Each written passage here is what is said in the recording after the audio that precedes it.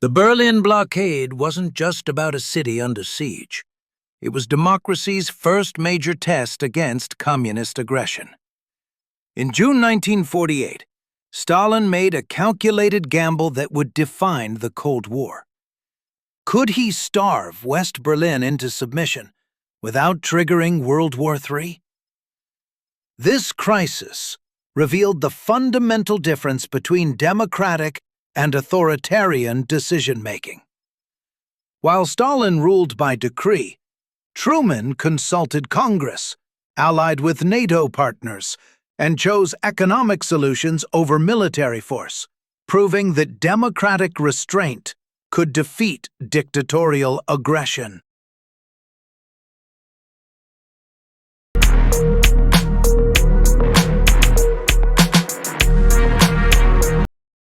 On June 24, 1948, Soviet forces cut every road, rail line, and waterway into West Berlin. Stalin's message was clear: abandon this democratic outpost in the heart of communist East Germany, or watch 2.5 million people starve.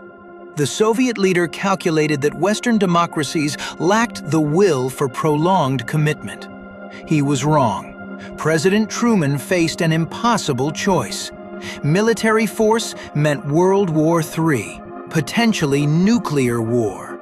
Retreat meant abandoning Berlin's free citizens to communist control and signaling democratic weakness to the world. But democracy's strength lies in finding third options that authoritarians cannot imagine.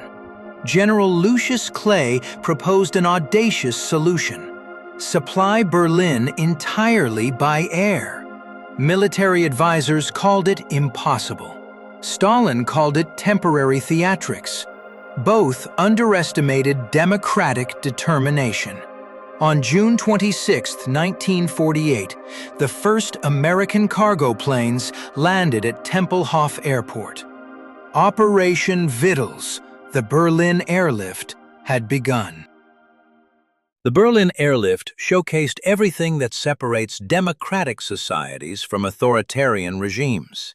While Stalin commanded from the Kremlin, Truman consulted with Congress, coordinated with British Prime Minister Clement Attlee, and built international consensus. Democratic decision-making proved superior to dictatorial decree. American pilots flew around-the-clock missions, not because they were ordered to, but because they believed in defending freedom. British pilots joined willingly. French pilots contributed planes. Even former enemy pilots from West Germany volunteered for democracy's cause. This voluntary cooperation contrasted sharply with Soviet forced compliance. Every 3 minutes, an Allied plane landed in Berlin. Every 3 minutes, democracy delivered food, fuel, and hope to surrounded citizens. Every 3 minutes, the free world proved that economic innovation defeats authoritarian coercion.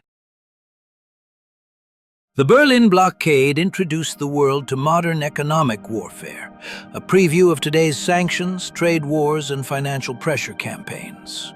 Stalin weaponized geography, cutting physical supply lines to force political surrender.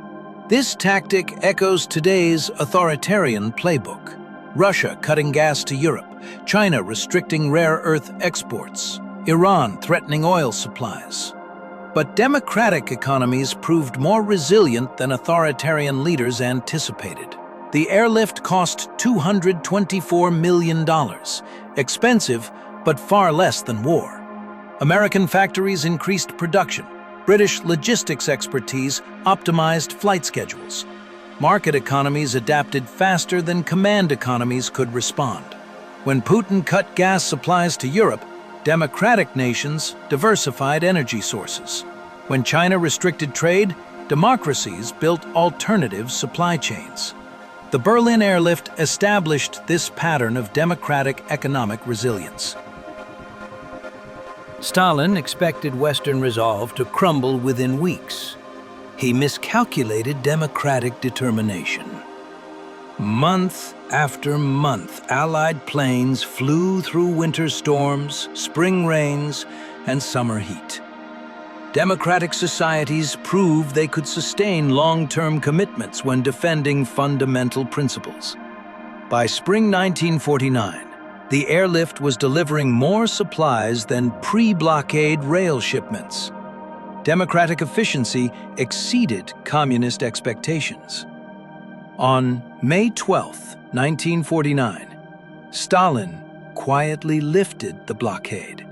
No formal surrender, no public admission of failure, just silent acknowledgement that economic warfare had failed against democratic resilience. The Berlin Blockade proved that democratic restraint defeats authoritarian aggression more effectively than military confrontation. Truman's measured response saved Berlin without triggering World War III, establishing the template for Cold War victory. Stalin learned that economic warfare couldn't break democratic unity. Future Soviet leaders would remember this lesson, but also repeat Stalin's fundamental miscalculation, underestimating free societies' capacity for sustained resistance. As we face today's challenges from Putin's Russia and Xi's China, remember Berlin 1948. Democracy's greatest weapon isn't military might. It's the voluntary cooperation of free peoples defending shared values. The Berlin airlift didn't just save a city.